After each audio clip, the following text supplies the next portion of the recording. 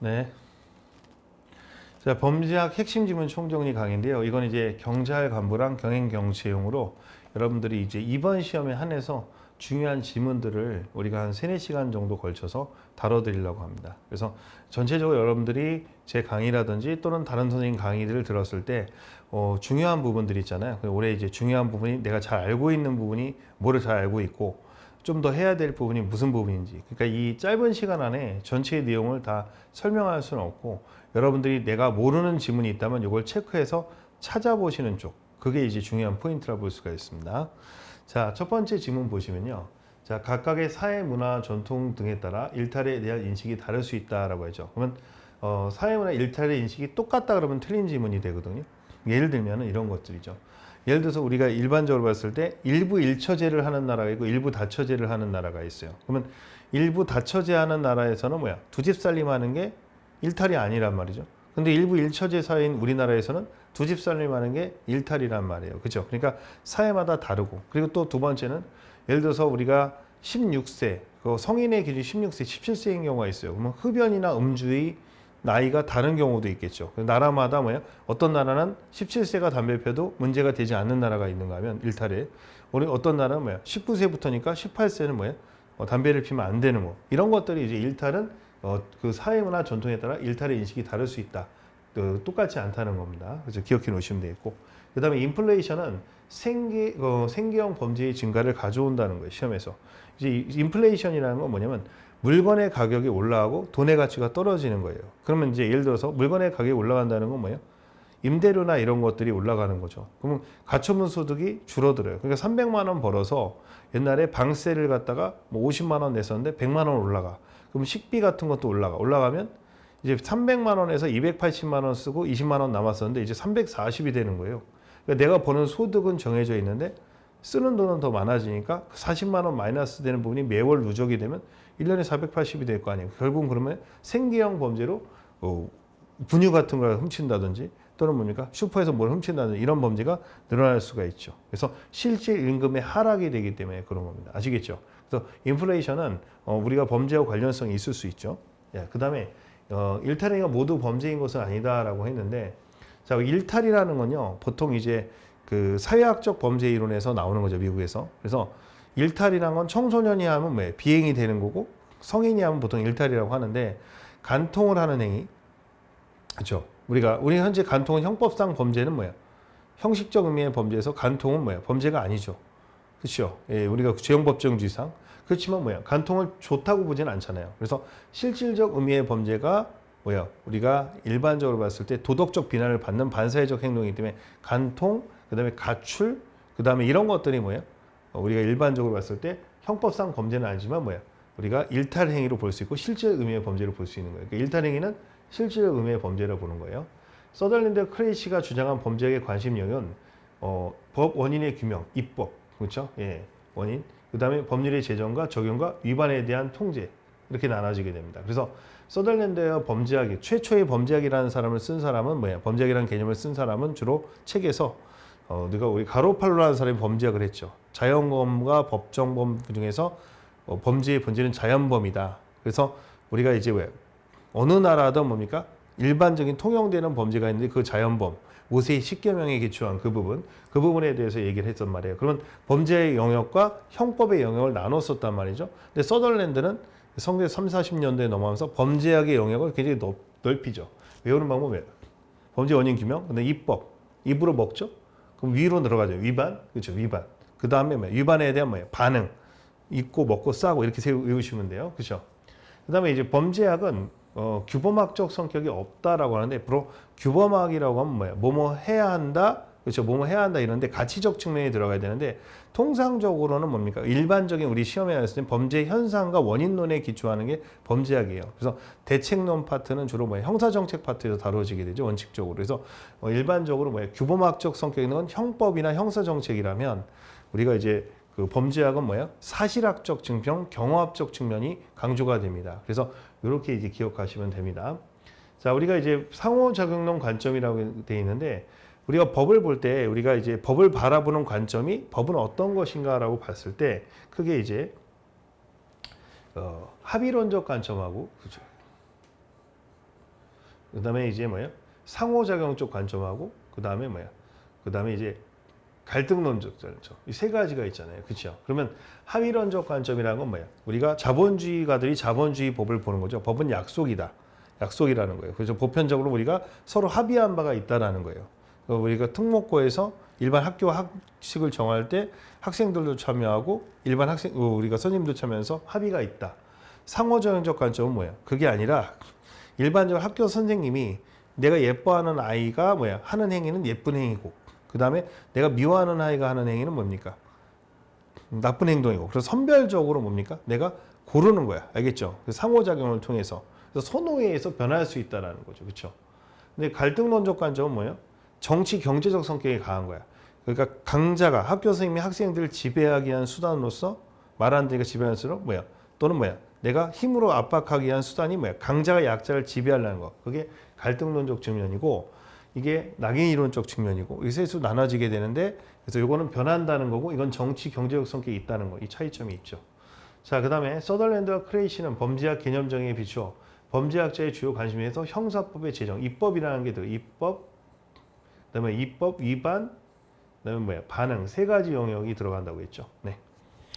자, 범죄학은 다양한 학문 분야 자신의 학문적 관점에서 독립적으로 관계하는 복수의 학제로 그리고 때로는 복수의 학제와 공통하는 독립 간의 종합과학적 성격이 있다. 종합과학 학제적 성격. 그래서 우리가 어떤 범죄를 밝히기 위해선 생물학, 통계학, 심리학 다 쓰잖아요. 그래서 우리가 이런 얘기를 했죠.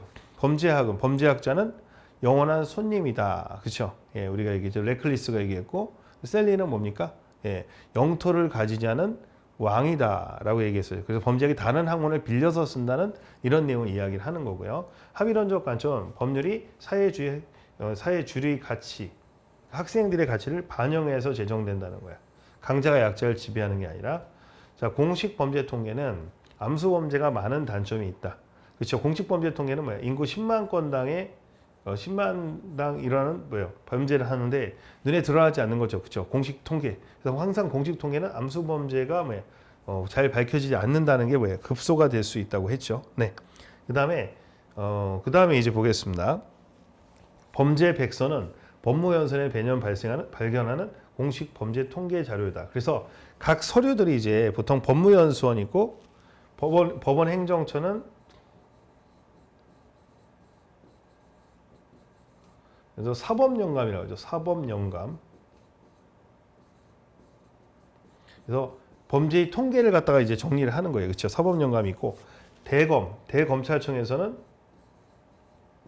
범죄 분석이라는 게 있죠. 그래서 자, 우리가 외우실 때 그렇죠? 우리가 이제 법원행정처는 감이야. 감사처분, 얘기죠. 감사처분. 대검은 뭐예요? 범죄 분석입니다. 그래서 요게 이제 통계하는 부분 중에서 범죄 백서, 서원이야. 그래서 요거는 세 가지는 외워 놓으셔야 됩니다. 알겠죠? 예, 꼭 기억해 놓으셔야 됩니다.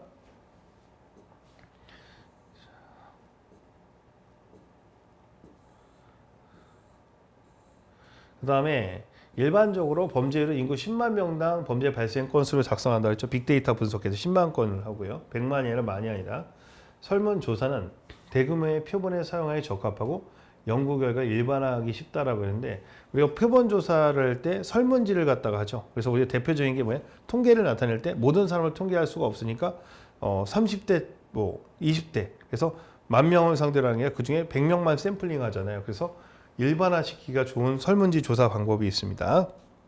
그다음에 특정 범죄자를 대상으로 그들의 성격, 성장 배경, 삶의 경험, 사회생활 등의 생애 과정을 분석함으로써 범죄의 위험 요인을 연구하는 과정을 사례 연구로서 이걸 케이스라고 합니다. 케이스라고 기억해 놓으시고요. 케이스고 이 케이스 연구는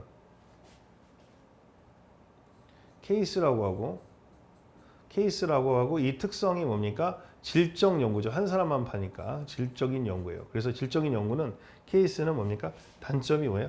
일반화하기가 어렵죠. 일반화하기가 어렵다는 단점이 있어요. 우리가 병원에서 암 환자 케이스라고 해서 굉장히 소수로 하게 됩니다. 1명, 2명 소수에 대해서 질적으로 검토하는 거죠. 그렇죠. 자, 그다음에 자기보고 방법이라고 되어 있는데 이 자기보고 방법이라는 게 뭐냐면 일반적으로 봤을 때 피해자를 갖다 우리가 조사하는 방법. 그래서 이게 암수 조사 방법이죠. 암수 조사 방법 중에서 우리가 이제 공식 통계에서 나타나지 않는 부분에 대한 조사 방법으로서 피해자 조사가 있고 자기 보고 조사가 있죠. 범죄자 스스로가 자백하는 거. 그 다음에 뭐예요? 그 다음에 우리가 일반적으로 뭡니까? 관련자를 조사하는 게 있죠. 그렇죠? 사건 관계자 조사. 주변에 뭐 유흥업소 사장님이나 이런 사람들 조사하는 거죠. 그렇죠? 자, 정보 제공자 조사라고도 하죠. 다른 말로 정보 제공자 조사라고도 해요.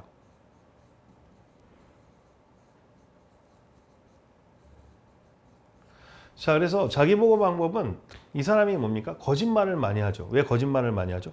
강력범죄 같은 경우는 우리가 일반적으로 공소시효가 완성되지 않았기 때문에 경미범죄에 대해서는 뭐야? 잘 얘기하지만 강력범죄 얘기할 수 없고 그 부분에 대해서 이제 신빙성이 떨어지고 사람이 또 결측치, 미싱, 그렇죠? 기억 못하는 결측치가 발생할 수가 있죠. 까먹는단 말이야. 자, 울프와 동료들이나 필라델피아 코호트, 이게 코호트죠. 어떤 집단을 묶어서 이제 나라에서 대규모 투자를 해서 얘가 17살, 12살부터 20살까지 어떻게 변화되는지에 대해서 얘기하는 거죠. 그죠? 이게 필라델피아 코호트 연구인데 이 필라델피아 코호트 연구는 봤더니 뭐야? 대부분의 자들이 범죄를 재범하는 게 아니라 그 나머지 5%, 몇 퍼센트 안 되는 애들이 계속 반복적으로 범죄를 저지르더라는 거야. 그럼 걔네만 잘 잡으면 일종의 선별적 무능력화가 될 수 있겠죠. 그래서 잘 기억해 놓으시면 돼요. 코호트 연구 결과랑 코호트 연구는 뭐야? 시계열로 연구하는 거예요. 시계열. 시간의 흐름대로 가는 겁니다. 집단을 모아놓고. 그렇죠? 네. 시간의 흐름대로. 자, GIS 시스템, 핫스팟, 범죄 다발, 범죄 패턴 분석 같은 건 범죄 지도에다 놓고 우범지대를 관찰하는 거죠. 그렇죠? 네. 그 다음에 이제 실험 연구 일정한 조건을 인위적으로 설정하고 그 속에서 발생하는 사실을 관찰하면서 어떤 가설의 가당성을 검증하는 새로운 사실을 관찰하는 방법인데 대표적인 게 뭐냐면 이런 것들이죠. 그러니까 초등학교 아이들한테 6학년 1반은 뭐예요? 예를 들어서 뭘 보여주죠?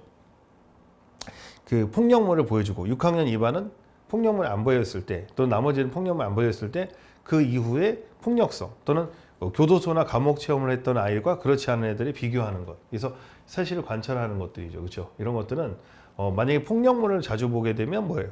폭력성이 강해진다. 이런 가설을 하는 거예요. 근데 이런 것들이 가장 큰 문제는 뭐죠? 윤리적인 문제가 발생할 수 있다 그랬죠. 윤리적인 문제가 발생할 수 있어요.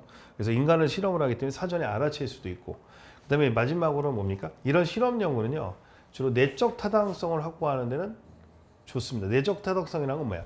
반복해서 결과가 나오는 걸 내적 타당성이라고, 외적 타당성은 일반화시키는 거예요. 일반화시키는 건 쉽지가 않죠. 그래서 내적 타당성을 확보하는 데는 효과적이다. 이게 시험에 출제 가능성이 높은 질문이죠. 자, 범죄학에서는 실험 연구는 인간을 대상으로 한 인위적 조사 또는 관찰 방법으로는 윤리적인 측면이나 인도적인 측면에서 바람직하지 못하죠. 왜? 그렇기 때문에 잘 사용하지 못한다는 단점이 있습니다. 그래서 시험에서 많이 나오는 게 뭐예요? 실험 연구가 빈번하게 쓰인다. 빈번하게 쓰이지 못한다는 거예요. 그죠? 자, 사례 연구. 아까 케이스 연구라고 했죠. 케이스 연구. 케이스 연구는 질적인 연구로 깊은 연구가 가능하죠. 예, 그 대신 일반화시키기가 어렵다 그랬죠. 헤이건의 권력 통제 이론에서 총이야, 총. 그래서 헤이건의 권력 통제 이론은 일반적으로 가부장적 사회에 있는 아이들 같은 경우에는 뭐야? 여성 아이들한테 여성성을 강요하고 그 가정에서는 남성성을 강요하지 않는단 말이에요. 근데 남성들한테는 지극히 남성적인 하다 보니까 여성의 범죄가 뭡니까? 그렇죠? 타의 통제가 뭐예요? 많다 보면 뭐예요? 여성 범죄가 준다는 거예요. 아시겠죠? 예, 그런데 여자의 사회적 지위가 높아지게 되면 뭐예요? 역시 범죄가 높아지겠죠. 그렇죠? 그래서 요거는 이제 기억해 놓으시면 돼요. 가부장적 사회에서 외벌이 남자 아빠가 있을 때 여자아이들이나 엄마는 뭡니까? 힘든 일 안 시키고 리스크를 갖다가 덜 지게 한단 말이죠. 그런데 그 대신 또 뭐야? 권력 가부장적 구조에서는 남자아이는 뭐야? 남자답게 살아야 되니까 폭력성이 좀 강요되는 경향이 있고 그 얘기랑 얘기하는 겁니다.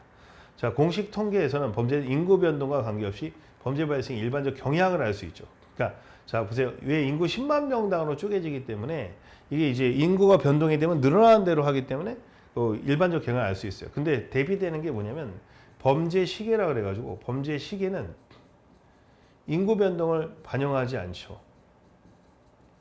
그래서 반영하지 않기 때문에 이게 특징이 뭐냐면 이렇게 되는 거예요. 우리가 어느 동네에서 30분마다 절도가 일어나고 만약에 1시간마다 강도가 일어나고 2시간마다 살인이 일어난다. 이렇게 하는 게 범죄 시기거든요. 그럼 이 동네가 근데 예를 들어서 2시간마다 살인이던 것이 3시간마다 살인으로 바뀌었다. 시간의 흐름대로 그러면 치안이 유리해진 거죠. 그죠? 근데 이거는 뭐예요? 인구가 엄청나게 뭐예요? 늘어났다 줄었다를 반영하지 않고 단순한 건 보여주기 때문에 뭐예요? 일반적으로 범죄 시기에는 뭐예요? 인구 변동을 반영하지 않는다. 이게 이제 기억해 놓으셔야 되는 부분이죠. 자, 신고율이 높은 강력 범죄는 살인, 특수한 범죄 발생률이 높은 범죄가 아니다. 그래서 우리가 암수 범죄가 나타났을 때 암수 범죄는 주로 경미한 범죄나 성범죄 같은 게 많아요. 그래서 암수 범죄가 가장 적은 게 뭐죠? 대표적인 게 살인이죠. 그 다음에 강도, 절도 이런 식으로 절도도 경미 절도는 뭐야? 암수 범죄율이 높겠죠. 이거 잘 기억해 놓으셔야 됩니다. 자, 참여 관찰 방법은 자, 우리가 참여 관찰은 체포되지 않은 범죄자들의 뭐야? 일상을 관찰할 수 있는 장점을 지닌 연구 방법인데 참여 관찰 방법은 뭡니까? 우리가 폴스키가 얘기했던 우리가 오랑우탄이 뭡니까? 우리가 고릴라가 자연 속에 있는 고릴라를 관찰하는 거랑 동물원에 있는 관찰하는 게 다르잖아요. 인류학적으로 봤을 때, 그지? 동물학적으로 봤을 때. 그래서 실제로 우리가 뭐야? 아프리카 가서 연구하는 게 참여 관찰법입니다. 가서 동물원에서 연구하지 않고. 근데 이제 실질적으로 이제 범죄인에 대해서 이제 암수 범죄를 찾을 때 참여 관찰을 많이 하게 되는데 유흥업소에 직접 일한다든지 집창촌에 들어서 일한다든지 이런 것도 있지만 현재 뭡니까? 검거된 범죄자들 상대로 하는 경우도 있어요. 교도소에 대한 어떤 폭력이나 도박이 있다 이러면 실제로 교도소에 뭘 위장해요? 그 재소자인 척 위장해서 연구하는 방법이 있죠. 그래서 체포되지 않은 사람도 있고 체포된 사람도 할 수 있고 장단점이 있어요. 윌킨스는 특정 사회에 일어난 다양한 행위의 발생 빈도에 초점을 맞춰 발생 빈도가 높은 것은 정상이며 낮은 건 일탈적인 걸로 본다. 그래서 통계적 접근에 해당한다는데 보통 우리가 이제 그 법률적 접근이 있고요. 범죄에 대해서 비법률적 접근이 있거든요. 비법률적 접근에서는 대표적인 게 뭐예요? 사회적 접근, 그렇죠? 비교 분석적 비교적 접근, 그렇죠? 비교 문화적 접근, 통계적 접근, 낙인적 접근, 그다음에 인권적 접근이 있어요. 그래서 인권적 접근은 뭐예요? 슈벤딩거 부부.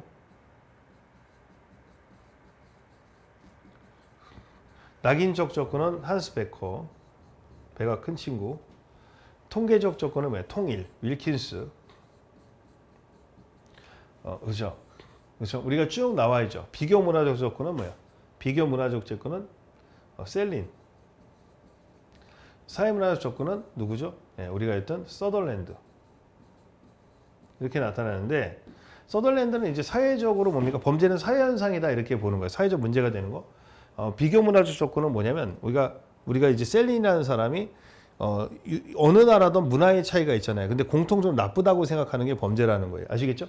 근데 통계적 접근은 뭐냐면 벨커브상으로 사람들이 많이 하는 행위 있잖아요. 그 행위는 통상적인 거고 내가 잘 모르는 사람들이 신장을 주는 거, 내 몸을 중요한 걸 빼서 장기 이식을 해주는 건 굉장히 성스러운 거고 위대한 거고 그 다음에 뭐야? 내가 빵이 10개 있는데도 한 개 있는 놈은 뺏어가는 게 뭐야? 이게 범죄라는 거예요. 그래서 통계적으로 잘 일어나지 않는 일이 범죄다 이런 얘기고요. 그렇죠? 근데 이 낙인적 접근은 뭡니까? 강자가 약자를 지배하면서 지명하는 것이 뭡니까? 원래 나쁘지도 않은데 나쁘다고 하는 그게 뭐야? 범죄다라고 하는 거고 인권적 접근은 뭐냐면 우리가 이제 자본가들이나 국가가 개인의 힘들고 어려운 사람의 인권을 침해하려는 것이 뭐예요? 우리가 범죄의 본질이다 이렇게 얘기하는 거고 슈벤딩거 부부. 마지막으로 이제 무정부주의적 접근이라는 게 있는데 무정부주의적 접근은 뭐예요? 국가가 개인은 되게 창의적인데 국가는 회계라를 요구하게 되잖아요, 그죠? 그래서 그 회계라를 요구하면서 거기서 이제 갈등이 일어나는 그 부분. 나는 나대로 갈래, 마이웨이로 갈라는데 국가가 개입을 하게 되냐? 거기서 갈등이 생기는 그 부분이 범죄의 본질이라고 생각하는 게 무정부주의적 접근이 있어요. 무정부주의적 접근, 아나키스트. 그래서 요 중에서 이제 지금 통계적 접근을 갖다 말하는 거고요. A와 B 집단이 청소년들을 무작위로 선발하여 A 집단만 교도소에 방문시켰다. 3개로 A와 B 집단의 비행 빈도를 비교했더니 교도소를 방문하였던 A 집단의 비행 행동이 감소했다. 이게 실험 연구죠, 대표적인 게. 그래서 이게 인간을 목적으로 하다 보니까 윤리성의 문제가 발생할 수 있단 말이에요. 그렇죠? 그래서 실험 연구는요. 설문지보다는 적은 인원이야. 30명 정도 할 수 있어. 실험을 1000명을 할 수는 없잖아요. 그래서 그 다음에 케이스는 한두 명인데 케이스보단 크고 그 다음에 그다음 설문보다는 적고 인원수가 그렇게 기억하시면 돼요. 셀린에 의하면 모든 집단은 행위 규범에 일컬어진 자신의 행위 기준을 갖고 있어. 그러니까 인디언도 문화가 있고 그다음 미국 사람도 문화가 있고 한국 사람도 문화가 있잖아. 그래서 이걸 법으로 규정되는 게 아니라 뭐야? 문화적 조건이야. 비교 문화적 조건. 그렇죠? 그래서 이 비교 문화적 조건이고 그러나 공통적으로 생각하는 부분이 있다. 그게 범죄다라는 얘기예요. 자, 그다음에 이제 자기보고 조사도 결국은 범죄를 스스로 보역하는 것은 기억력의 한계 때문에 오래된 범죄를 조사하는 건 적합한 최근의 범죄에 되고 일단 최근 범죄 그다음에 경미 범죄 이 두 가지가 핵심이라고 볼 수가 있겠죠. 네. 그다음에 여성의 사회적 역할이 변하고 생활 양식이 남성과 비슷해지면서 원래 여성이 이제 범죄를 저지른 조건이 아닌 거야. 이제 집에서 밥하고 빨래하고 그러다가 여성도 남자처럼 유리천정을 뚫고 사회 지도계층이 되게 되면 어떻게 되겠어요? 당연히 여성도 범죄를 저지를 확률이 높죠. 근데 우리나라 같은 경우에도 여성 범죄율이 20% 정도 되거든요. 근데 옛날에 과거 여성 범죄 10%에서 15%인데 점점 증가하는 추세에 있어요. 근데 우리가 이제 남녀 평등이 많고 북구 노르웨이나 이런 데 스웨덴 이런 지역은 여성 범죄율이 굉장히 높거든요. 전체 범죄율이 높은 게 아니라 그 얘기는 뭐냐면 여성들의 뭡니까 사회에서 이제 페미니즘 운동, 사회 운동을 하면서 여성의 권력이 점점 강화되면 여성의 범죄도 늘어날 것이라는 게 뭐야? 이제 이런 개념의 핵심이라 볼 수가 있어요. 오케이? 됐습니다. 고전주의 범죄학파는 인간의 자유사를 가진 합리적 존재. 대표님 고전주의 범죄학파에는 3명의 3인방이 있죠. 첫 번째 뭐야? 베카리아. 그렇죠? 예, 범죄 형벌. 그다음에 뭐야? 벤담. 세 번째는 게 뭐야? 포에르바흐. 조금 더 하면 페스탈로치까지 있는데 페스탈로치, 하워드까지는 일단 제껴놓고 3명에 대한 특징을 파악하고 있어야 됩니다. 동시에 모든 인간은 일탈 잠재성을 가진 존재. 언제나 범죄를 저지를 수 있는 마음이 있다면 성악설이죠, 일종의. 그죠? 예. 가정 공리주의 의사자유, 공리주의 의사자유론, 그렇죠? 벤담의 공리주의 의사자유롭다. 인도주의, 베카리아에서 뭐 잔혹한 형벌은 피하라 그랬죠? 자유주의적 경향을 가진 학파죠. 그래서 형법 개혁 운동이죠. 그래서 범죄가 무엇이고 무엇가 벌인지 잔혹한 형벌, 즉 죄형 전단주의, 전제의 군주의 판단에 대해서 죄형 법정주의로 전환되는 거. 요걸 이제 의미를 갖고 있습니다. 그래서 특히 감옥 개량 운동 하워드까지 같이 기억해 두시면 돼요. 거시적 측면에서 사회 구조를 바꾸는 거예요. 뭐를? 형법 자체를 개혁을 해서 이제 바꾸면 뭐야? 범죄가 줄 것이다라고 주장하는 거죠. 그렇죠? 법 제도를 통한 거죠. 개인의 문제가 아니라. 고전주의 범죄 이론에서는 고전주의는 크게 3가지가 있죠. 첫 번째 고전주의가 뭐야? 원래 고전주의, 그다음에 뭐야? 그다음에 이제 신고전주의, 그다음에 뭐야? 현대 고전주의인데 우리 고전학파는 뭡니까? 베카리아가 뭐냐면 확실성, 엄중한 신속성에서 범죄의 형벌 예고에서 범죄를 쫄게 만드는 범죄를 저지르지 않을 것이라고 얘기를 하고 그다음에 이제 근데 이제 누구? 법관의 재량을 영어로 수렴시키죠. 근데 법관의 재량을 다소 인정하는 게 뭐야? 신고전학파가 되고 있고요. 근데 고전학파, 신고전학파가 실패를 하죠. 왜 실패를 합니까? 그 죄형법정지를 하는데도 실제로 범죄는 줄지 않죠.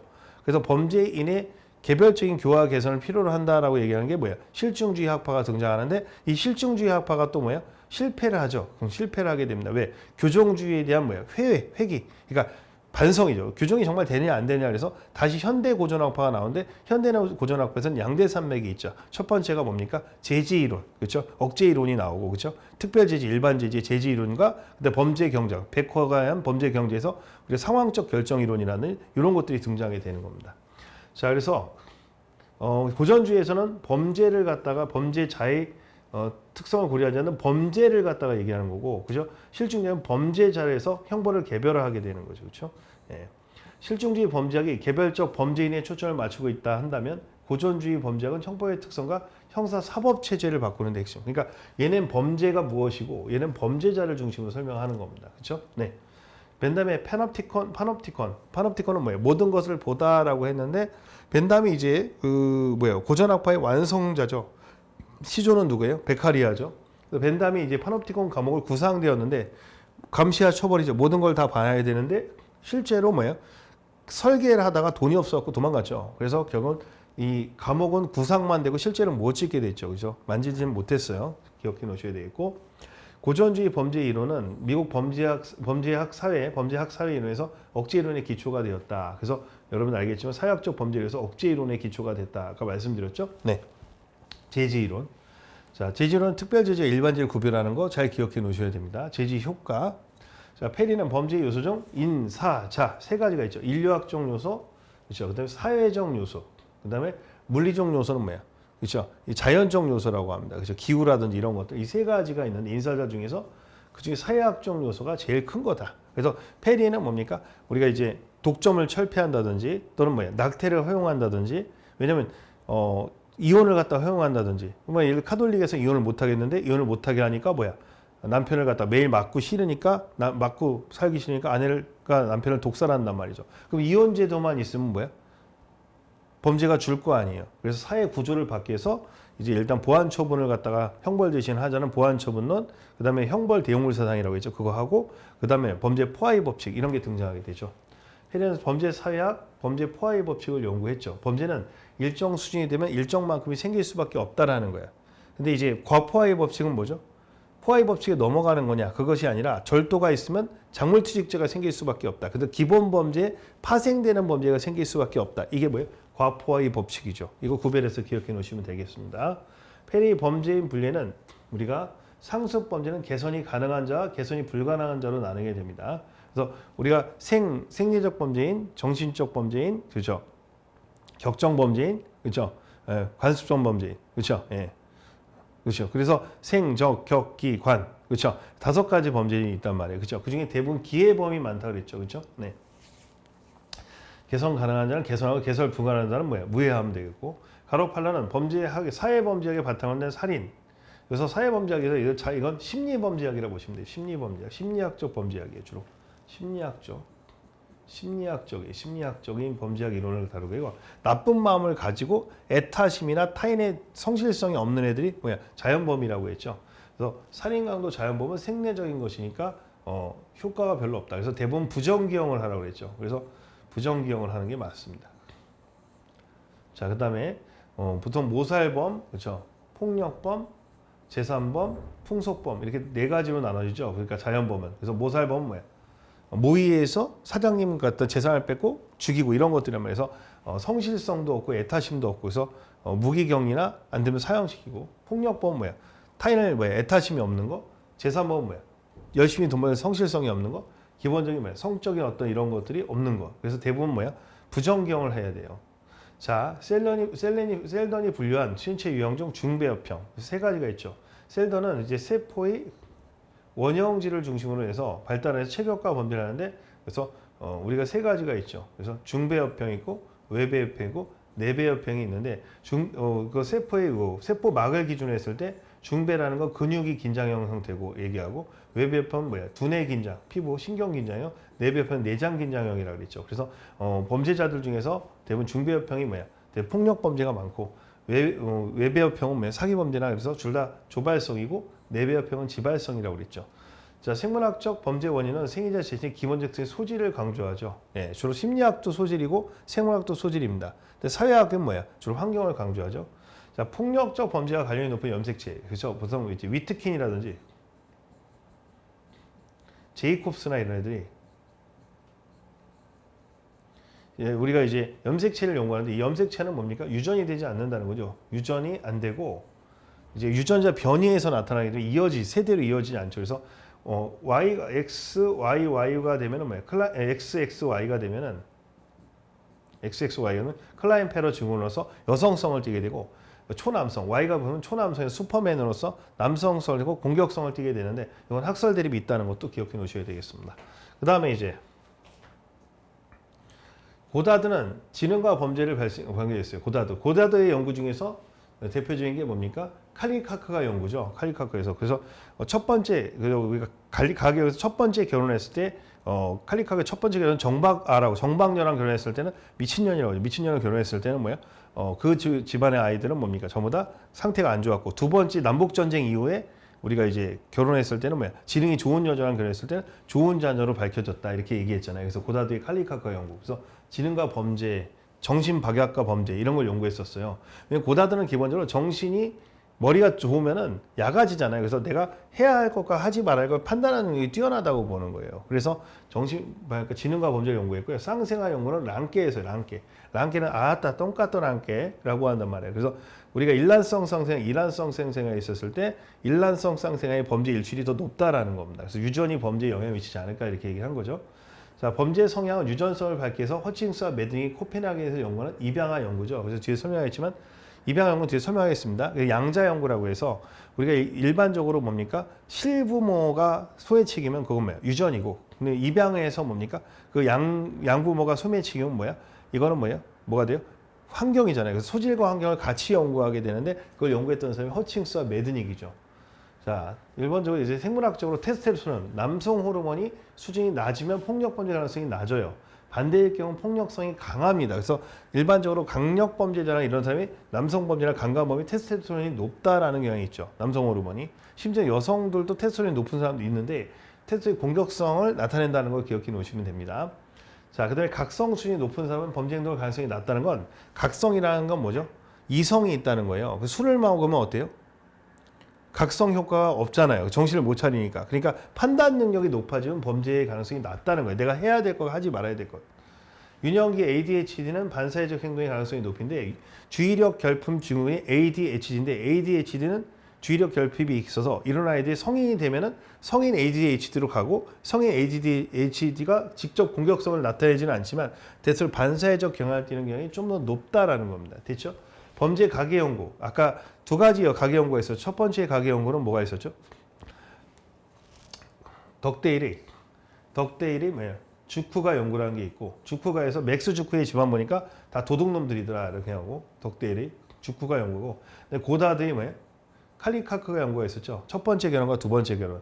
이런 것들은 대체로 범죄자가 많이 출연하는 중심으로 하니까 그리고 연구의 범위가 너무 좁죠. 한 가게만 연구하다 보니까. 그래서 이걸 이제 서덜랜드는 부정하죠. 서덜랜드는 그래서 조나단 에드워드가 연구라는 걸 하게 되는데 그 조나단 에드워드가의 살인범이 있었는데 조나단 에드워드가 그 이후부터 반성을 하고 그러니까 지금은 조드슨의 아들 정도 되는 거죠. 열심히 해가지고 아이들을 잘 키워서 훌륭하게 됐다는 거야. 그러니까 살인범의 자식의 자녀들도 잘 부양하고 정신 차리면 잘 될 수 있다 해서 사회학적 범죄 이론에서는 그걸 반대하죠. 크로의 경우는 어머니가 범죄자인 경우는 양자가 정상적 어머니를 둔 양자의 비교 연구는 뭐냐면 내가 엄마가 도둑놈이야. 도둑이야. 근데 남의 집 양자로 갔어. 그럼 얘가 뭡니까? 범죄자가 될 확률이 높다라는 겁니다. 알겠죠? 네. 허칭스와 매드닉은 여기서 참고로 이제 앞에 슐징거의 연구가 있죠. 네, 슐징거 연구는 좀 설명하면 정신병자인 부모님 밑에 태어난 애가 입양을 가면 정신병자의 확률이 높다. 이런 내용이 나오고요.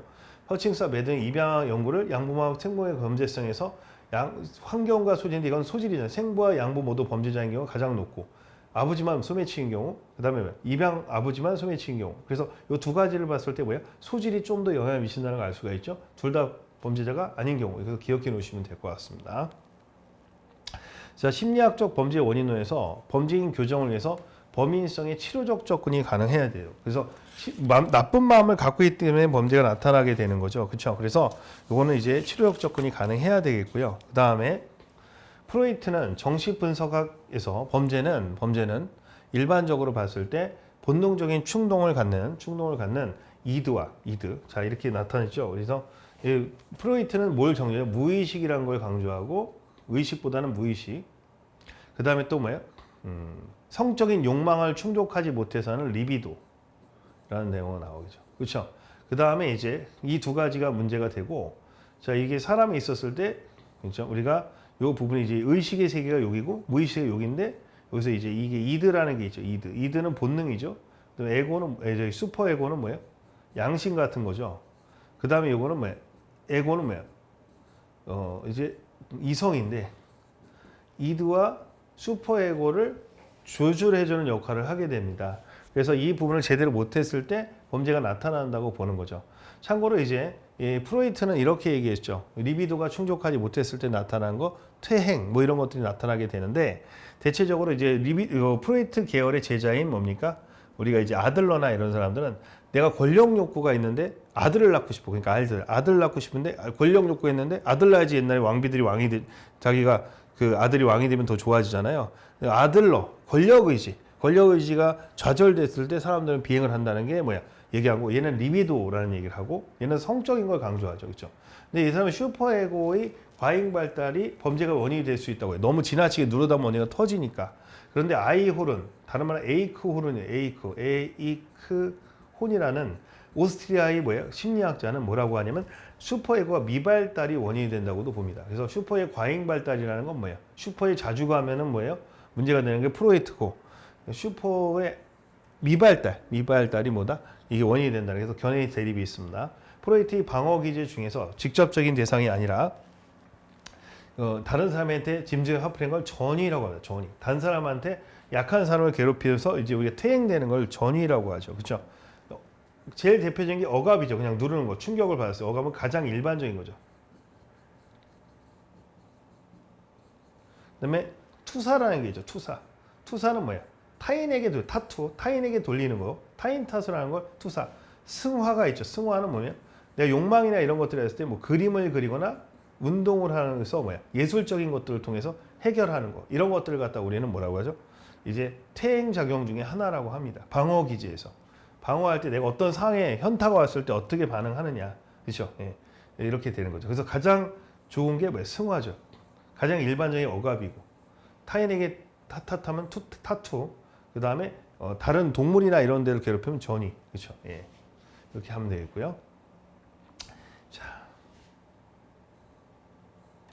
다음 제재 방어 기제 유형에서 외적인 상황이 감당이 어려울 때 일단 그 상황을 거부해서 심적인 상처를 줄이고 보다 효율적으로 대처하는 거예요. 부정. 그럴 리가 없어. 내가 뭡니까? 우리 헤어져. 걔는 그런 마음이 아닐 거야. 그럴 리가 없어. 나하고 헤어지지 않으면 거짓말일 거야. 현실을 받아들이지 않던 것. 그렇죠? 이걸 부정이라고. 방어 기중에 불쾌한 경험을 받아들이기 어려운 욕구, 반사적 충동으로 무의식 중에 몰아넣거나 생각하지 않고 먹는 거 억압인데 가장 일반적으로 많이 쓰이는 게 억압입니다. 그냥 참는 거죠. 그 다음에 이제 56. 슈나이더의 그 정신병지를 10가지로 구별하겠는데, 우리가 이제 슈나이더는 뭡니까? 독일의 뭐예요? 정신병리학자인데, 슈나이더가 이제 정신병질자의 10개의 유형이 있는데, 그 중에 범죄랑 관련성이 있는 게 뭐냐? 그래서 발향성은 주로 사기꾼들, 까불까불 하는 거죠. 고등사기범이 많고, 그렇죠? 무전취직자가 많죠. 그다음 우울성. 우울성은 뭐예요? 우자무죠. 우울성이나, 보세요. 우울성은 뭐예요? 자살하는 경우가 많기 때문에 범죄랑 관련성이 없어요. 근데 의지박약성도 뭐야? 이게 알코올 중독자가 이런 거 되는데 직접적인 발상이 없습니다. 그렇죠? 그래서 알코올 중독자나 마약 중독자 창녀가 많고 무정성 이게 뭡니까? 가장 이제 뭐야? 정신박약성에서 이제 사이코패스에 가까운 거죠. 인정사정 볼 것 없다. 그래서 도덕적 백치라고 하죠. 폭발성, 기분이변성은 뭐야? 홈쇼핑 많이 지르고 변덕이 심한 거, 자기현수욕성, 그렇죠? 이거 그 고등사기범 화이트 칼라 범죄가 많고 자신결핍성은 뭐야? 범죄랑 관련이 없죠. 그래서 범죄랑 관련이 없는 게 우울하고 자신 없고 그죠? 무력해. 이러면 이거는 세 가지는 뭐야? 범죄랑 관련성이 거의 없어요. 열광성은 광신자가 될 수가 있죠. 그다음에 로렌츠와 위그는 단벌신사라 해서 타인에게 돌리는 걸 외벌형. 그다음에 뭐야? 내 탓이 하면 내벌형. 그다음에 뭐야? 나중에 무벌형이 있죠. 무벌형은 아무것도 탓을 돌리지 않는 거죠. 헨리아 쇼트는 좌절에서 나온 결과를 자신을 죽이더라 하면 자살이고 타인을 죽이더라 하면 뭐예요? 살인이 되는 거예요. 헨리아 쇼트는 좌절. 헨리아 쇼트는 자살과 살인은 모두 공격적인 데서 나타나는 거죠. 그죠? 행위고 좌절로부터 나온다고 주장합니다.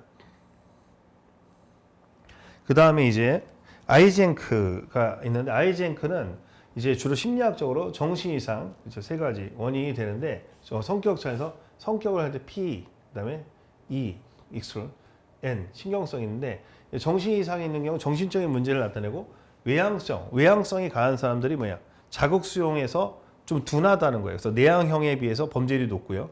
그다음에 신경적으로 뭐야 불안증이나 히스테릭이 뭐야 범죄랑 미칠 영향이 있다. 이렇게 세 가지로 얘기했죠. 아이젠크 펜.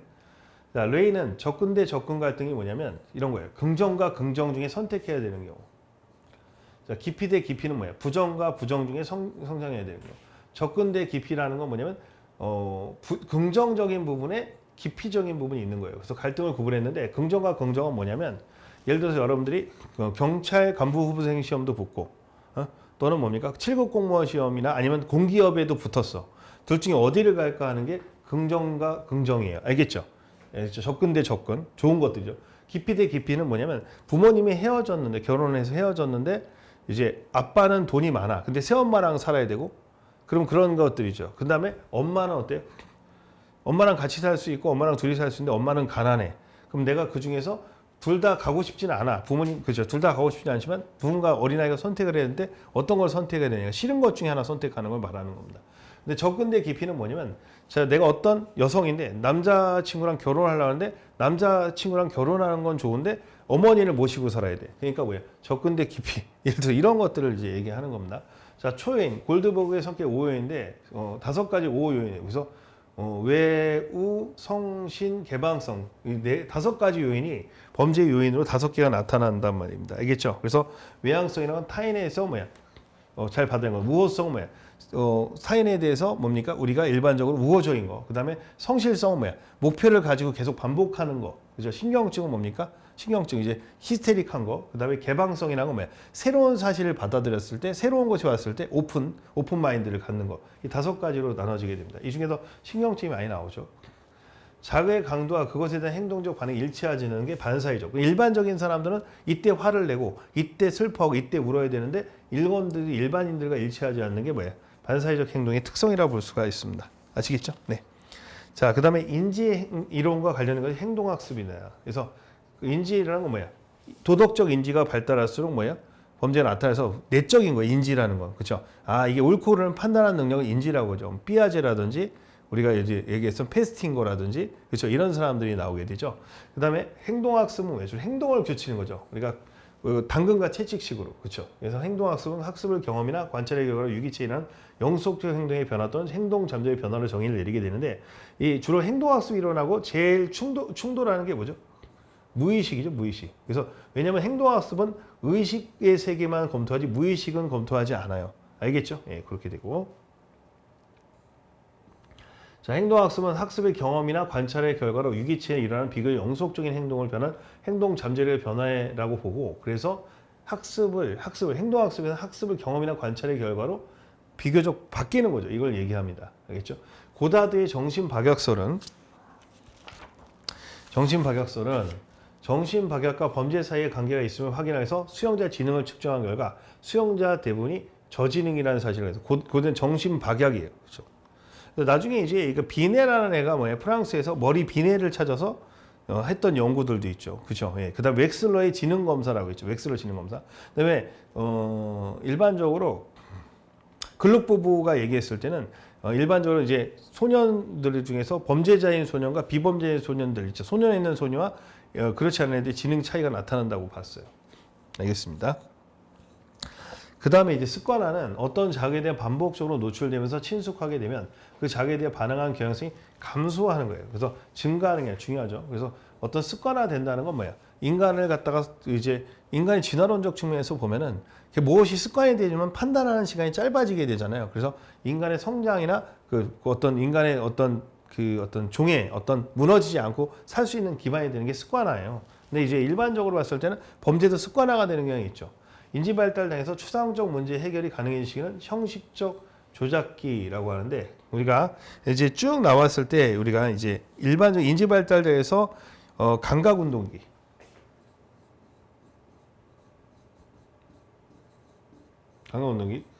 전 조작기 그렇죠? 구체적 조작기 그다음에 형식적 조작기 로 4단계로 이어지게 되는데 이게 피아제의 인지 발달 이론이죠. 피아제는 인지라는 건 뭐예요? 내가 사물을 판단하는 능력이 발달하는 거예요. 그렇죠? 그러면 지식을 습득하고 뭔지 그렇구나. 그래서 알고 있는 거야. 지적인 게. 그래서 추상적인 문제가 해결되는데 이게 일반적으로 감각운동계에는 뭐예요? 어린아이가 0에서 2세죠. 그래서 깍꿍 뭐 이런 것들을 하는 거죠. 그래서 감각을 갖고 운동을 하게 되는데 이때는 뭐야? 대상 영속성이라는 걸 이해해요. 대상 영속성이라는 게 뭐죠?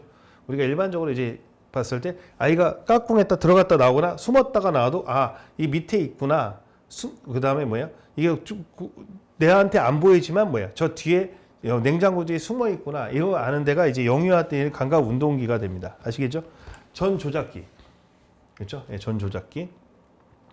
자, 일반적으로 구체적 조작기로 넘어가게 되면 주로 뭐야? 이제 하나, 둘, 셋, 넷, 10개보다는 9개가 작고 그 다음에 숫자의 개념이 파악이 됩니다. 아시겠죠? 형식적 조작기에서는 뭐야? 애잔함, 슬픔 이런 걸 이해하게 돼요. 그걸 형식적 조작기. 그러니까 추상적 언어를 판단할 수 있는 시기가 되는 거죠. 여기는 구체적인 뭐야? 10개와 15개 숫자를 파악할 수 있는 게 발달한다면 여기는 뭐야? 형식 조작기가 되는 거죠. 알겠죠? 예, 전 조작기가 되면 일반적으로 봤을 때 감각 운동기를 넘어와서 언어를 사용하게 되죠. 언어를. 자기중심적 언어를 사용하게 돼요. 영철이는요. 순이는요. 미연이는요.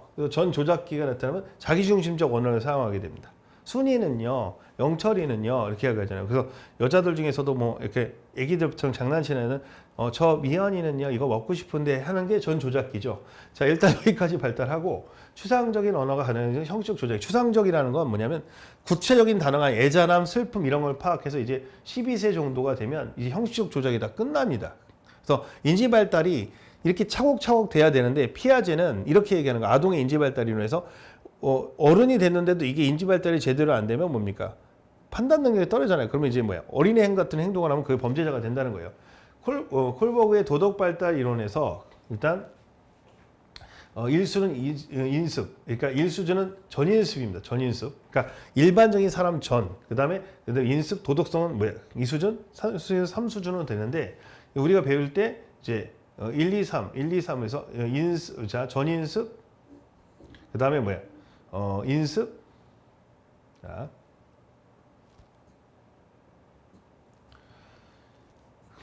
일반적으로 해서 전인습,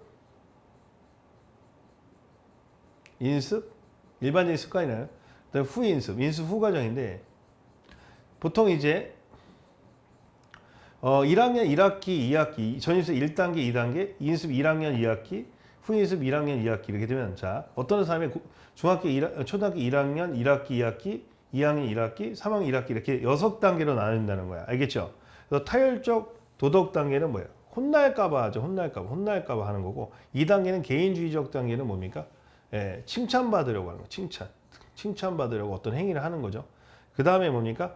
사회 시스템 도덕 관계에서 3단계는 뭐예요? 친구들이 싫어하니까 안 하는 거죠. 그죠? 그 다음에 4단계는 뭐예요?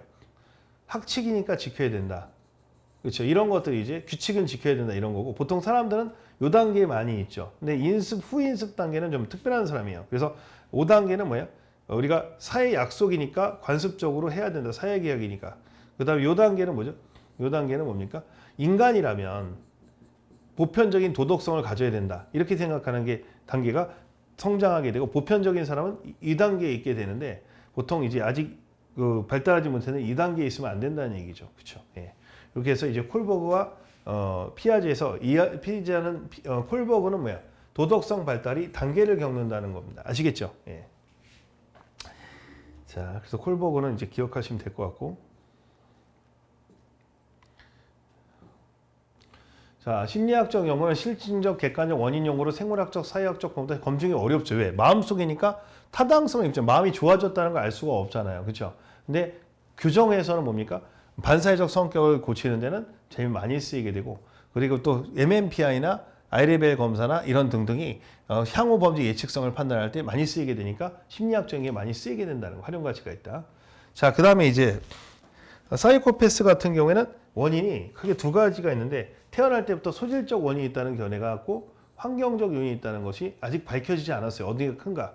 근데 보통 사이코패스는 전체의 1% 정도 되고요. 보통 수용자의 25% 정도 된다고 합니다. 근데 사이코패스랑 비슷한 소시오패스라는 게 있는데 미국 심리학에서는 똑같은 걸로 취급하지만 시험에서는 소시오패스 같은 경우에는 이거는 자기가 왜 나쁜지 모르고 범죄를 하는 거라고 하면 소시오패스는 뭐야? 사회적 외죠. 문제가 있는 사람이죠. 반사회적 성격이 있는 사람인데 내가 나쁜 것을 알지만 내가 깡패로서 남의 돈을 채권을 갖다 추심하지만 나쁜 건 알지만 나도 먹고 살기 위해서 어쩔 수 없다. 이게 뭐야? 뭐 나쁜지 알고 행위를 하는 걸 소시오패스. 나의 이기심에 의해서. 사이코패스는 뭐야? 나쁜지도 모르고 하는 걸 사이코패스로 하고 이거는 이제 4% 정도. 일반 국민의 4% 정도가 있고요. 예, 이거는 수용자는 25%라는 걸 이제 구별해서 기억하시면 되고. 행동력 학습 이론은 다른 심리학적 이론과 달리 초기 아동기의 무의식적 영역이나 인지 발달을 중요시하지 않고, 그러니까 행동 학습 이론은요 주로 의식의 세계로 하는 거예요. 무의식의 세계를 무의식의 세계를 주로 이런 것들이 되는 거고, 자 일상생활에 일어나는 빌증을 중시하게 됩니다. 이 이론에 뭐 범죄는 비정상이나 도덕적으로 미성숙한 반응의 표현이 아니고 일상적으로 그렇게 반응하도 학습된 내용에 추출에 지나지 않는다. 이 이론에서는 행동의 동기 요인을 중시하죠. 하는데 이런 제거와 보상, 그러니까 뭐야? 당근과 채찍의 내용이야. 그래서 잘하면 뭐야? 아, 이렇게 칭찬하면 계속 고래도 춤추잖아요. 그렇죠? 보상 이렇게 나타나는 거예요. 그래서 행동 수정 요법에 응용되고 있고 이제 우리가 당근과 채찍 이론, 토큰 이론에서 많이 사용하죠. 그렇게 기억하시면 되고 사회학습 이론. 사회학습 이론은 뭐야? 스키너의 행동주의를 반대로 비판적으로 계속 발전시키는 운동인데 우리가 스키너의 어떤 행동, 그렇죠? 우리가 이제 우리가 조작적 어떤 기회를 하잖아요. 우리가 이제 스키너에서 자극을 하게 되면 뭐야? 이 사람이 전기 반응이라면 뭡니까? 그래서 여기서 반응을 해서 아, 이거 하면 안 되는구나 하고 이 행동을 하게 되잖아요. 그렇죠? 그걸 이야기를 하는데 우리가 이제 스키너 행동주의가 우리가 단순히 행동에 대한 것만 이런 게 아니라 반대로 하는 뭐야? 자기 판단 여지 학습이 들어간다는 거야. 아, 이러이러한 것을 하면 이런 걸 얻는구나라는 구체적인 판단을 얻게 된다는 거예요. 그렇죠? 이게 사회학습 이론이 되는 겁니다. 그러니까 우리가 관찰 통해서 관찰이나 이런 걸 통해서 우리가 이제 반두라는 뭐라고 하냐면 보보노 인형 있죠. 이걸 발로 주먹으로 딱 쳤을 때 이렇게 구부러지잖아요. 그럼 지나가는 사람들이 그걸 치면 뭐야? 이렇게 움직인다는 걸 안다는 말이죠. 그걸 통해서 우리가 뭐야? 아, 이렇게 해서 이렇게 하면 되는구나를 익히고 이건 이렇게 데리고 노는 거구나를 배운다는 거야. 그러니까 단순히 행동만 하는 게 아니라 행동을 통해서 뭐야? 학습이 된다는 거죠. 그렇죠? 예, 됐습니다. 아들러는 인간의 심층 심리에 작용하는 원동력은 프로이트가 하는 리비도가 아니라 권력 의지라고 봅니다.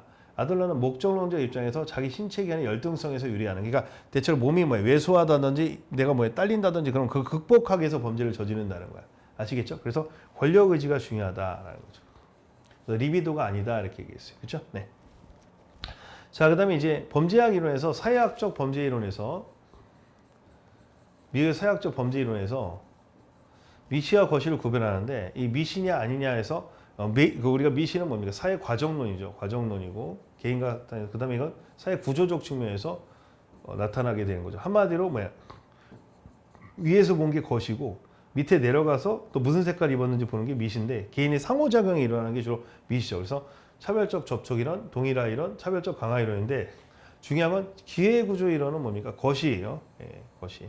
특히 중요한 것은요. 여기서 표류 이론이 미시 이론이고, 그렇죠? 예. 우리가 그 다음에 연대 이론도 통제 이론은 대부분 다 미시예요. 어떤 사람은 뭐야? 왜 범죄를 저지르지 않느냐? 이거는 연대되어 있어. 뭐에서 어떤 사람은 범죄를 저지르냐 해서 왜 범죄를 저지르지 않느냐에 대한 게 이 통제 이론이잖아요. 그렇죠? 그 다음에 낙인 이론이 중요합니다. 낙인 이론은 다 미시예요.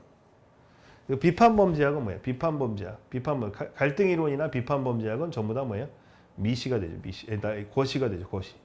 정치 경제적 성격을 갖고 있기 때문에 아시겠죠? 하위 문화 이론이나 아노미 이론은 전부 다 뭐예요? 거시입니다. 사회 구조적 측면, 사회 추론도 마찬가지고 이걸 구별해서 기억해 놓으시면 돼요. 특히 낙인 이론하고 비판 범죄학은 이거는 거시, 이건 미시, 이건 거시 구별하시면 돼요. 슈와 맥케이는 미국 시카고시의 범죄 발생률을 조사하면서 이 지역에 거주하는 주민과 인종, 그 지역의 특성과 범죄와 관련성이 없다고 봤는데 슈와 맥케이는 뭐예요? 슈어는 뭐라 그랬죠? 슈어는 미국의 시카고의 사회부 기자고 맥케이는 뭐야? 흑인 보호관찰관, 프로베이션 오피셔라고 했는데 얘네들이 만나가지고 한 게 뭐야? 흑인은 전능하고 열등하기 때문에 범죄를 많이 저지른다고 했는데 실제로 해보니까 뭐야? 태아 가도 지역, 섹터 2 지역. 여기 섹터 2 지역 있잖아요. 그렇죠. 동심원 이론에 여기 지역에 처음에는 뭐예요? 독일 사람도 있었고, 그렇죠. 스웨덴 사람도 있었고, 폴란드 사람도 있었고, 그 다음에 폴란드 다음에 뭐예요? 이탈리아 사람이 있었을 때도 계속 범죄는 뭐예요? 늘 많았다는 거예요. 그러니까 흑인이 오기 전에도 범죄가 많았기 때문에 이거는 뭐예요? 주민들이 바뀌어도 이 동네의 뭐예요? 특성이 뭐예요? 안 좋기 때문에 터가 안 좋기 때문에 범죄가 일어나기 때문에 개별적인 범죄자의 교화 개선은 필요 없고 시카고 프로젝트라든지 지역사회 회복하고 이런 게 필요하다고 얘기했던 거죠. 사회치는 주행이 사회치에 기인하기 때문에 범죄 비행 예방을 위해서는 개별 비행자의 처우보다는 도시 환경에 영향을 미치는 지역사회 조직화가 필요하다. 지역사회 조직화가 필요하기 때문에 한 게 뭐예요? 시카고 프로젝트죠. 시카고 프로젝트는 뭐죠? 비공식적 조직을 활성화시키는 거예요. 왜냐하면 우리가 일반적으로 봤을 때 버시과 웹이라는 사람이 웹이 지역 사회가 안정화가 안 돼서 이제 범죄가 일어난다 그랬어요. 그래서 안정화가 안 되는 그 본질적인 뭐야? 소통이 안 되죠. 소통이 안 되죠. 그렇죠? 예. 왜냐면 뭐가 안 되니까. 대화가 안 되니까. 그렇죠? 예. 소통이 안 되기 때문에 나타난다고 배웠잖아요. 그죠? 그래서 저 소통이나 뭡니까? 감시. 감시 기능이 뭐야?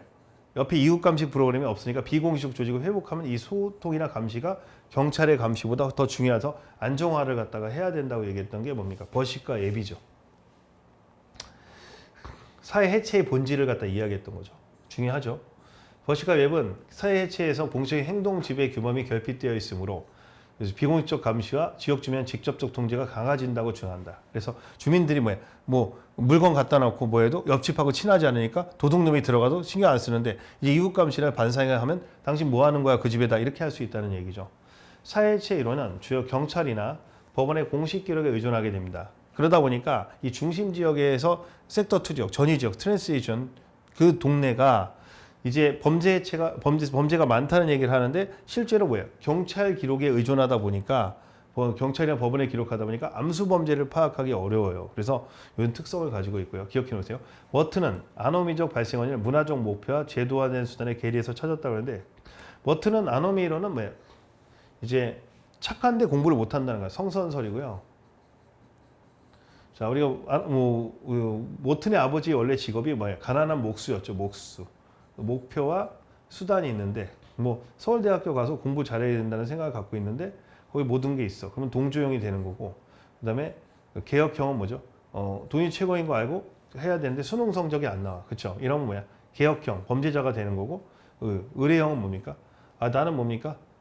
목표는 없어. 근데 뭐 어느 정도 뭐야? 사회적인 있어요. 그러면 셀러리맨. 도피형.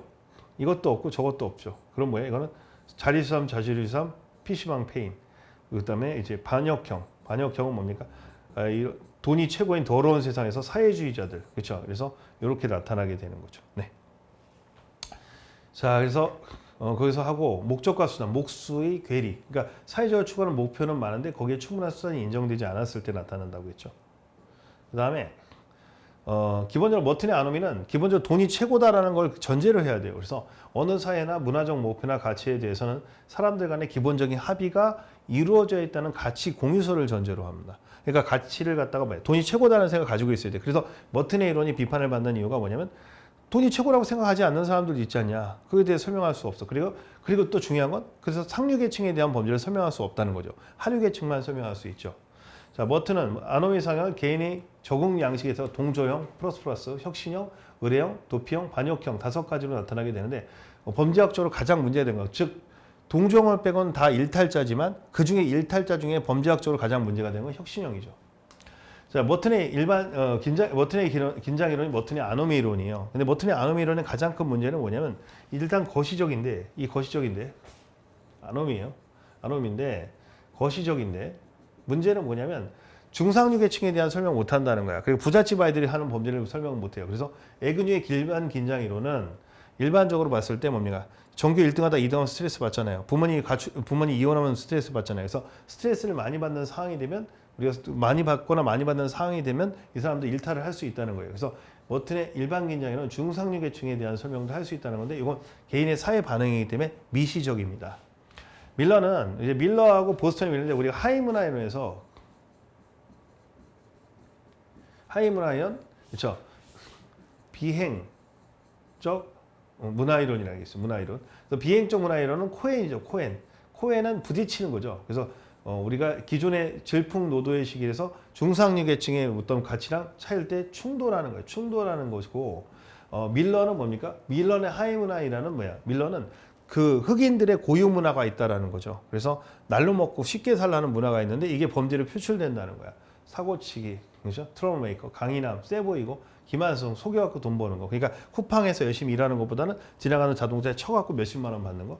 흥분 추구, 오토바이, 운명주의. 인생이란 건 뭐야? 원래 노력해서 되는 게 아니라 한 방이라니까. 자율성.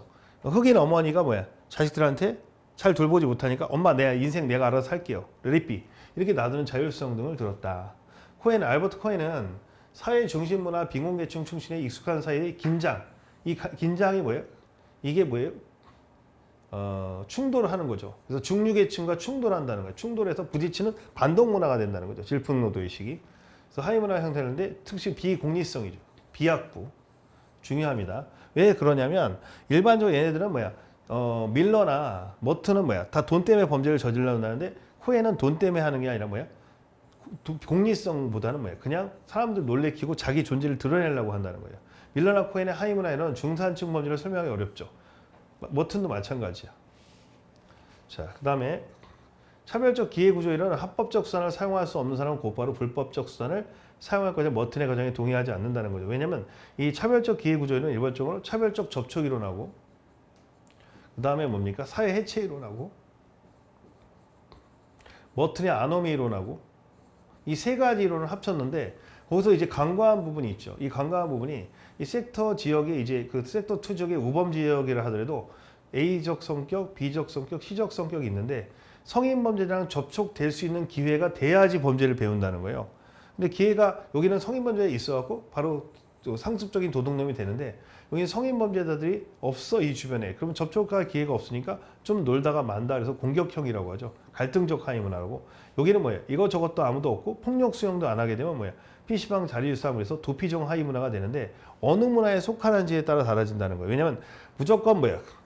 비범죄도 학습이지만 범죄도 학습이라는 거예요. 근데 학습할 수 있는 기회 구조가 성인 범죄자들이 성장해 있어야지만이 뭐예요? 내가 그걸 배울 수 있잖아요. 그래서 차별적 기회 구조, 즉 범죄를 배우는 것도 차별된다는 거예요. 내가 슬럼가에서도 어느 지역에 있느냐에 따라 달라지는 거죠. 네. 자, 그 다음에 클로드와 오리는 하드 계층의 문화를 범죄적 하위 문화, 갈등적 하위 문화, 도피적 하위 문화인데 범죄적 하위 문화는 성인 범죄자 접촉이 되는 지역이죠. 그렇죠? 근데 갈등적 하위는 공격권에서 성인 범죄들이 아직 있지 않아서 만나지 못해서 어렸을 때 친구들 두고 패고 하는 깽 문화. 그러니까 여기서 말하는 깽은 조폭갱이 아니라 동네 꼬마들끼리 물려는 깽 문화. 이건 뭐예요? 절도 같은 문화, 강도 문화 이런 게 나타나고 도피는 뭐예요? 그냥 PC방 자유삼 이런 게 나타난다는 겁니다. 그래서 범죄적 하위 문화는 청소년 범죄자에게 성공의 역할모델이 될 수 있는 조직화된 범죄자 활동이 존재해야지만 되는 거라는 거예요. 자, 크로더 오린의 차별적 기회구조에 의하면 성인들의 범죄가 조직화되지 않아 청소년들의 비합법적 수단에 접근할 수 없는 지역에서는 갈등적 하위 문화, 즉 성인 범죄자가 성장하지 못했기 때문에 뭐야? 어렸을 때 뭐야? 좀 놀다가 말고 소매치기를 뭐야? 단기 학교로 배울 수 있는 기회가 없단 말이죠. 그래서 범죄 기술 전수할 수 없기 때문에 얘네들은 뭐야? 그냥 좀 치다가 뭐야? 20살 정도 되면 군대 가서 정신 차린다는 얘기죠. 그래서 뭐 교촌통닭 같은 거 차리게 되고 서덜랜드는 범죄자는 언제부터 정상과 다르기 때문에 범죄를 저지른 것이 아니라 이걸 뭐라 했죠? 백지설이죠, 백지설. 서덜랜드는 이게 반두라의 뭡니까? 이론과 따르드의 모방 이론 두 가지를 통해서 범죄는 뭡니까? 우리가 일반적으로 해서 소질에 의해서 뭐 심리적 성향이나 또는 뭐야 생물학적 성향이 나타난 게 아니라 하얀 종이와 같아서 미국 청소년들은 어떤 색깔이 묻혀지냐에 따라서 빨간색이 묻혀지냐 또는 파란색이 묻혀지냐 에 따라서 나타나기 때문에 뭐예요? 이건 학습 이론이라는 겁니다. 그렇죠? 네. 그래서 서덜랜드는 그래서 우리가 서덜랜드 범죄행위에 대한 학습에서 대중매체의 영향을 중시하지 않았죠. 그래서 대중매체는 못지 않고 상호작용이기 때문에 타인을 통한 직접적 학습만 가능한데 여러분 인간 듣게 되면 직접적 학습이 아니라 동영상을 듣잖아. 또 차별적 동일화 이론이라는 게 있어요. 이 동일화 이론은 글레이즈의 동영상으로 보자 해서 글레이저죠. 글레이저의 차별적 동일화 이론은 우리가 이제 영화 친구를 보고 따라한다든지 뭐를 보고 따라했을 때 우리 일반적으로 그 사람과 동화되거나 동일화되는 경향이 있는데 이게 뭡니까? 직접적인 접촉이 없어도 학습이 가능하다라는 내용이 되는 거죠. 네. 자, 그 다음에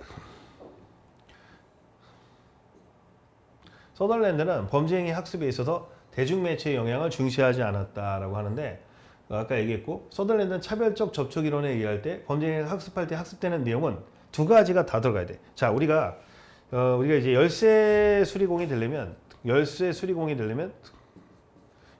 기술이 있어야 되겠죠. 그렇죠? 근데 열쇠 털이가 되려면 어떻게 돼요?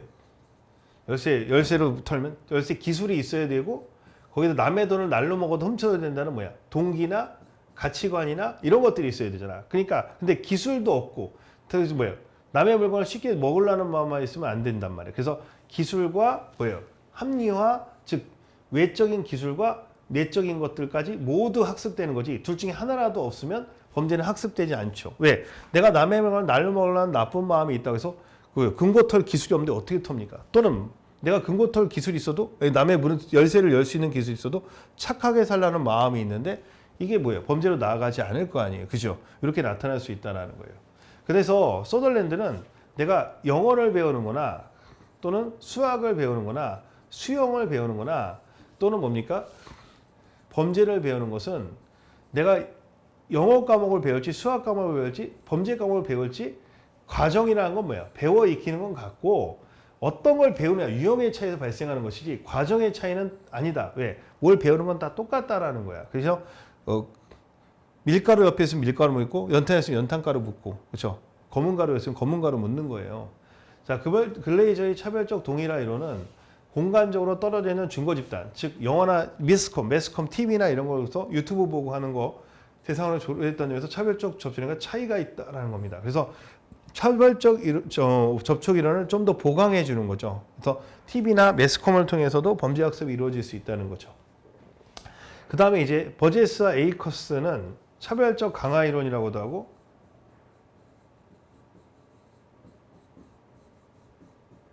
또는 같은 말로서 사회적 학습 이론이라고 하는데 자, 우리가 범죄는 꼭 타인을 통한 학습이 일어나느냐? 그렇지 않는다는 거예요. 그래서 우리가 이제 내가 어떤 행위를 동네 불량배들 앞에서 했어. 싸움을 했어.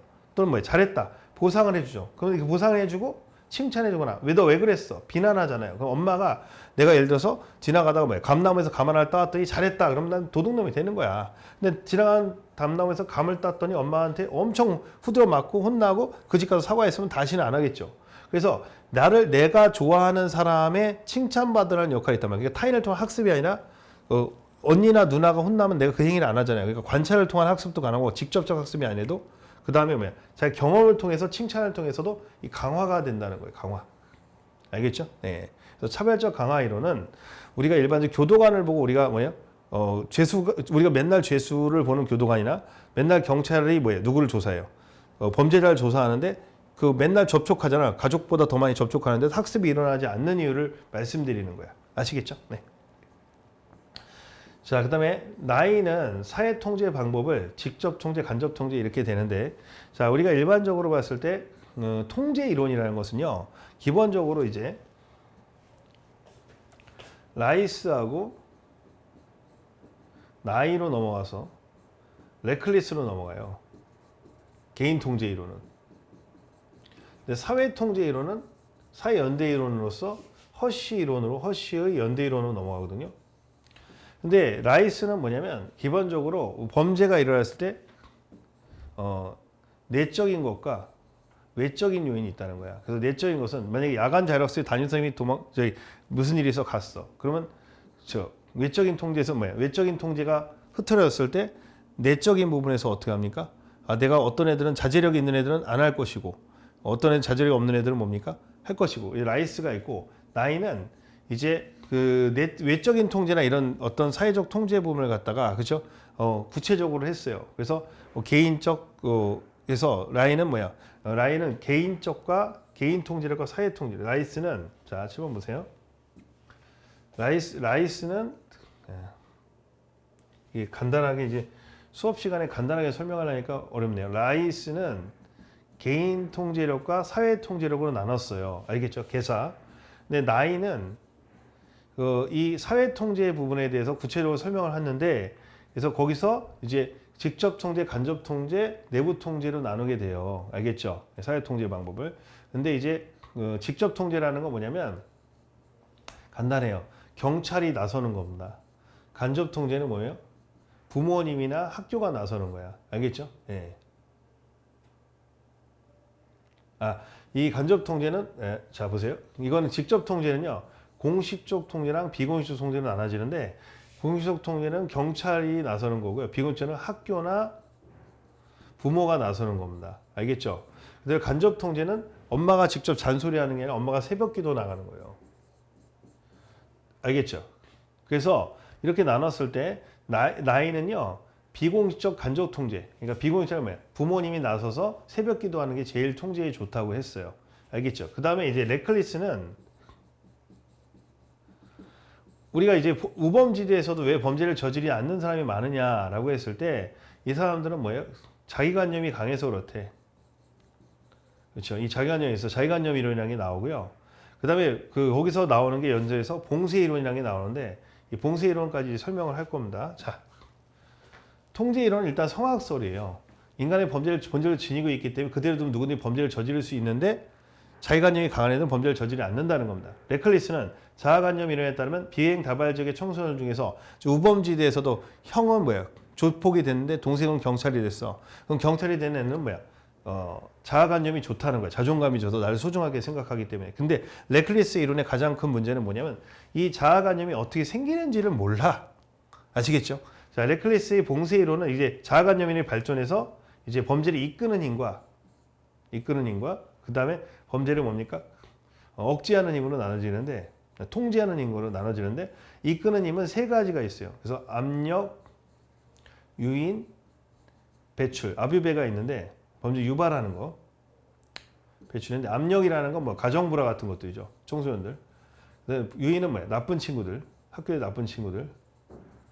그 다음에 이제 뭐 배출이라는 건 뭐야? 증오심, 폭력성 이런 것들이 나타나는 겁니다.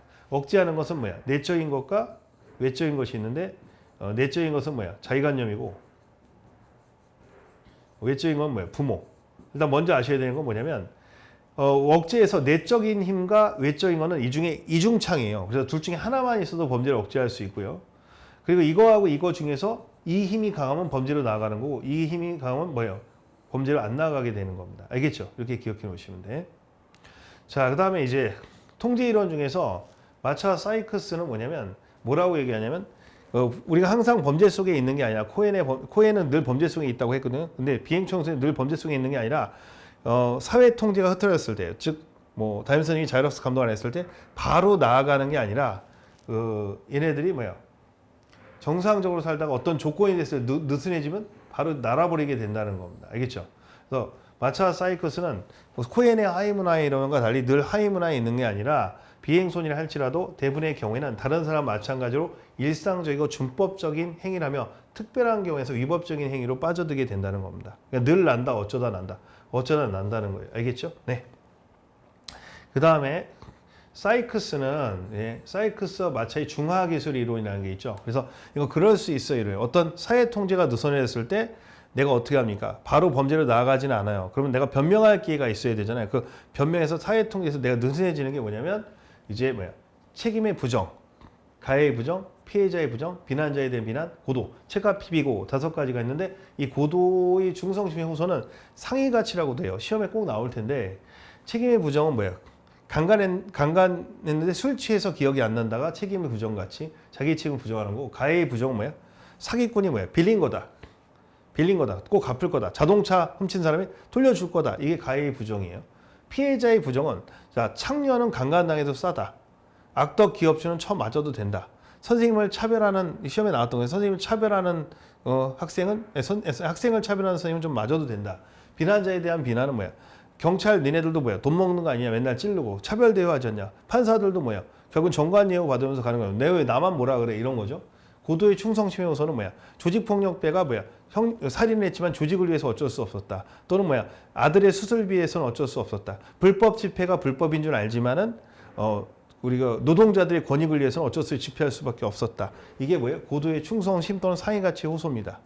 됐죠? 친구의 의리 때문에 어쩔 수 없었다. 예, 이런 것들.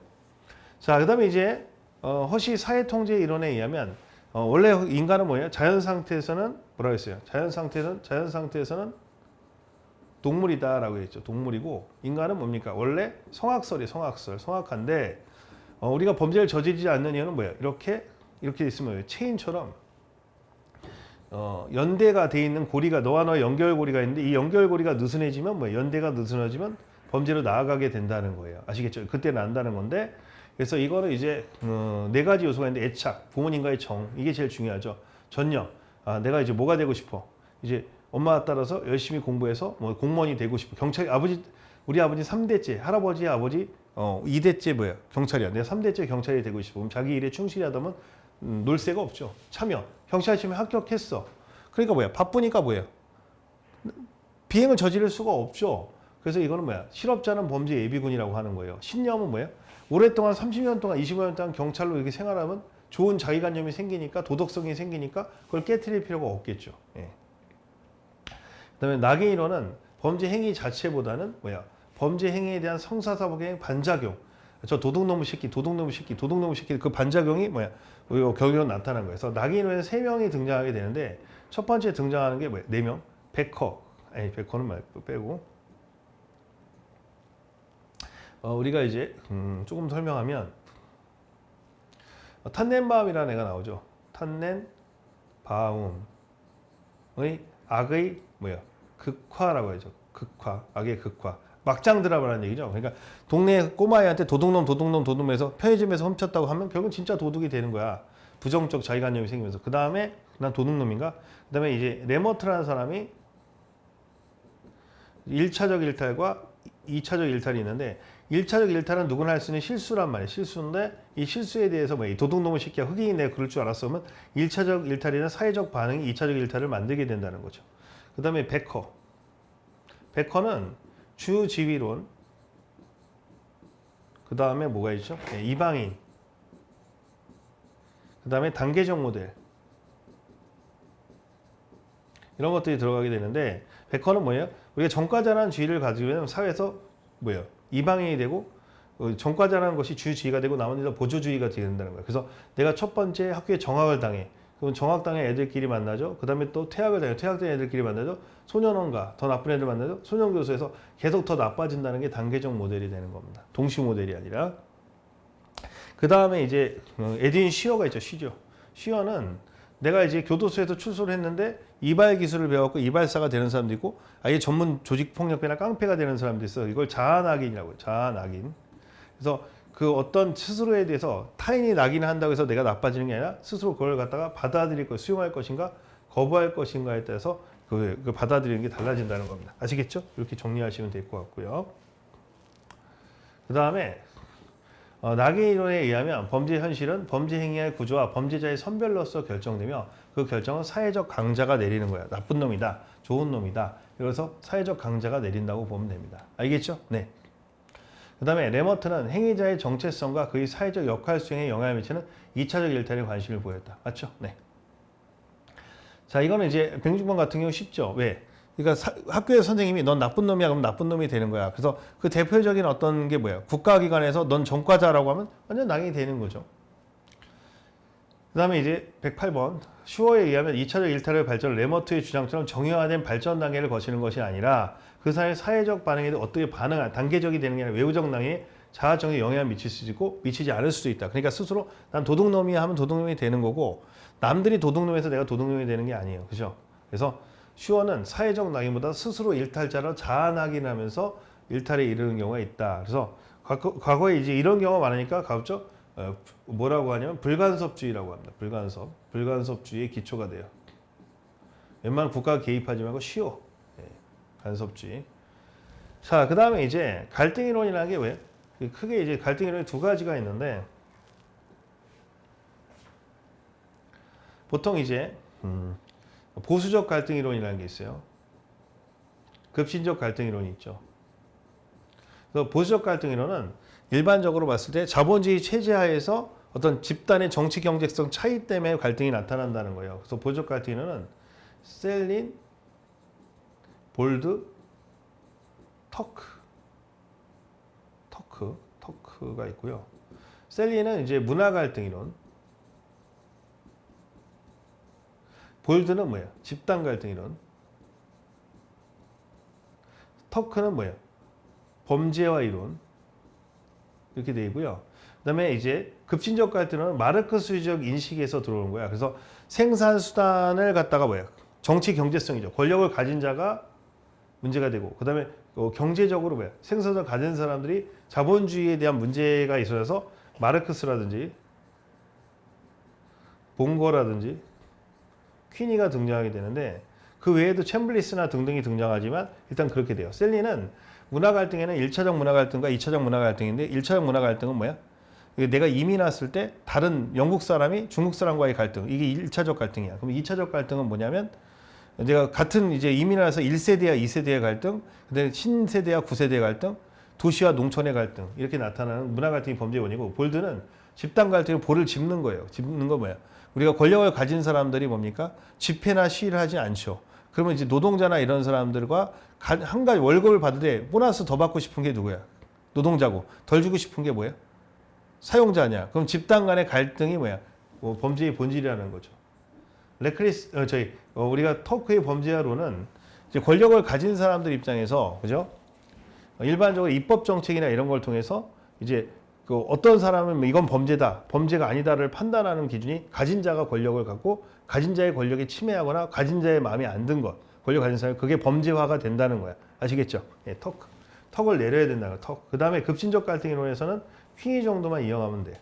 퀸이는 노동자의 범죄를 적응범죄랑 대응범죄로 내는데 적응범죄는 뭐냐면 나도 같이 자본주의 사회에 젖어드는 거야. 그래서 도둑질이라든지 강도질이라든지 하는 주로 재산적 범죄이면서 폭력성을 나타내는 범죄와 우리가 대항범죄라는 건 뭐냐면은 일반적으로 뭡니까?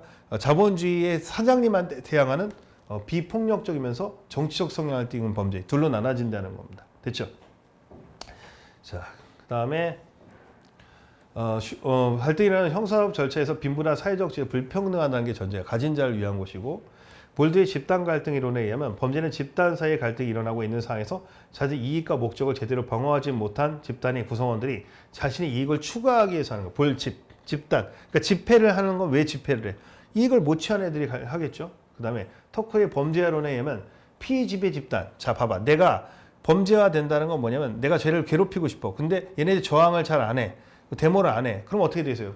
지배해버리잖아요. 강화될 수밖에 없죠. 본거는 탈도덕화라는 말 쓰는데 본거는 탈도덕화. 봉산탈춤이라고 하죠. 그래서 본거는 뭐라고 하냐면 네덜란드 범죄학자인데요. 얘는 원래 이제 범죄학에서 마르크스는 원래 정치 경제의 학자입니다. 철학자고 이 철학을 갖다 범죄학에 도입한 거예요. 네덜란드 사람인데 뭐라고 얘기하냐면 본거 타고 데모하는 애인데 얘가 봤을 때는 계급 갈등이라고 얘기했잖아요. 이게 무슨 얘기냐?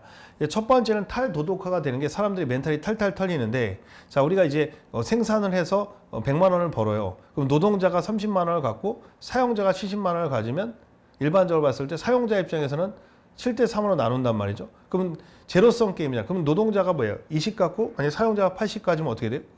사용자가 더 이익이죠. 그러면 결국 사용자 입장에서는 갑질하려면 뭐예요? 최소한으로 줘야지 될 거 아니에요. 그럼 최소한을 줄 때 어떻게 되냐면 내가 직접 다 통제하기 어려우니까 중간 관리자를 줍니다. 중간 관리자한테 생산성을 높이라고 하죠. 그럼 더 쪼이겠어요? 안 쪼이겠어요? 그러니까 노동자들도 노동자의 위에 있는 노동자는 하위 노동자들을 갈구고 괴롭히는 역할을 하게 되는데 그 이유는 뭐냐면 생산을 했을 때 생산수단을 가진 자가 갖고 그걸 생산해서 나눌 때 결국은 하나의 빵을 가지고 나누다 보니까 누가 많이 가지면 누가 적게 가질 수 있는 구조밖에 안 된단 말이야. 그래서 결국은 이건 인간을 갖다가 다 나쁜 놈으로 만들 수밖에 없다는 거죠. 그래서 결론적으로 얘기하면은 뭐야? 이게 사회주의 국유화를 해야 된다고 얘기를 하는 겁니다.